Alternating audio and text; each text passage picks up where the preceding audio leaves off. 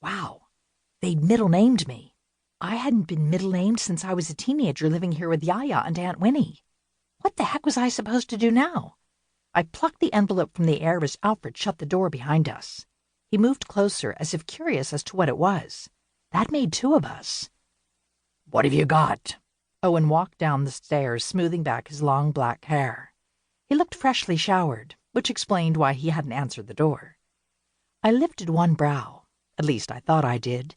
Usually I ended up moving them in all directions while trying to lift only one. "Where were you? Did you not hear the door?" He was a morning person.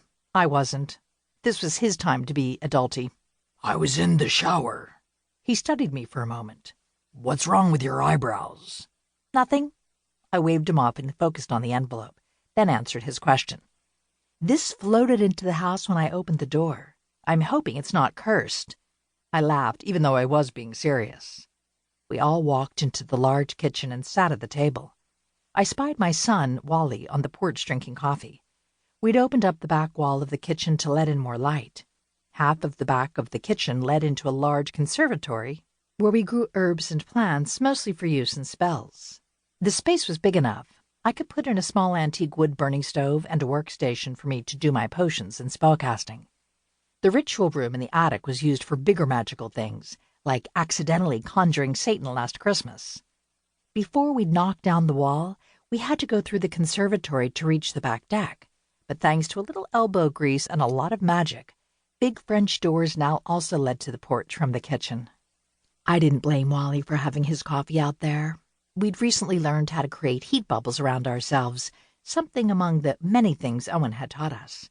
Since I'd rejected my necromancer side and strongly suppressed even my elemental magic all my life, I'd had to relearn all the things my mother, aunt, and grandmother had taught me as a child and teen. Plus, there was a whole world of magic I'd never given them the chance to share with me. One of my biggest regrets now that they were all gone. "Alfred, will you get Wally?" I said, studying the envelope. A hum of magic flowed from it, telling me another witch had sent it.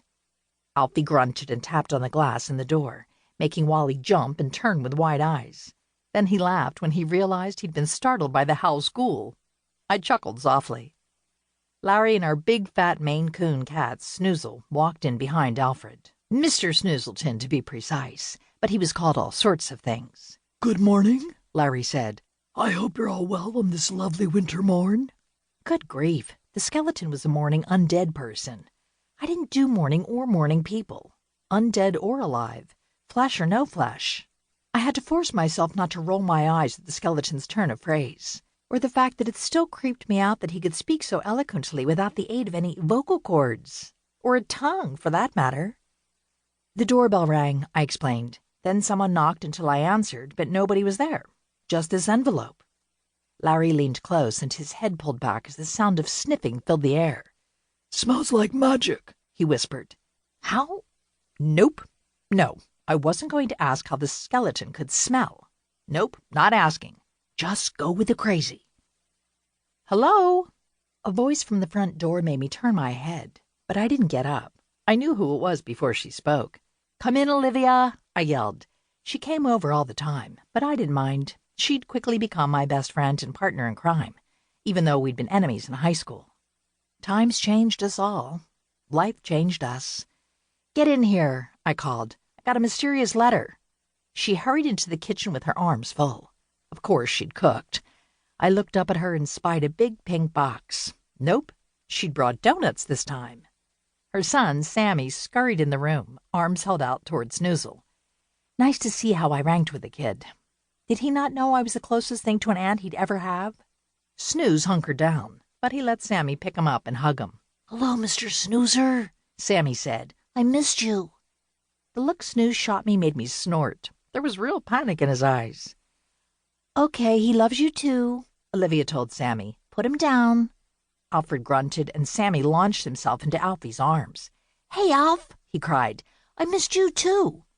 Alfred grunted a few more times, which Sammy apparently understood because they ran out of the room and thundered up the stairs as Olivia's husband and my lifetime best friend, Sam, walked in. "You shouldn't have given Alfred an iPad," Sam said. "Now Sammy wants one. He's been driving us nuts about it." I blanched and shrugged while hiding my smile.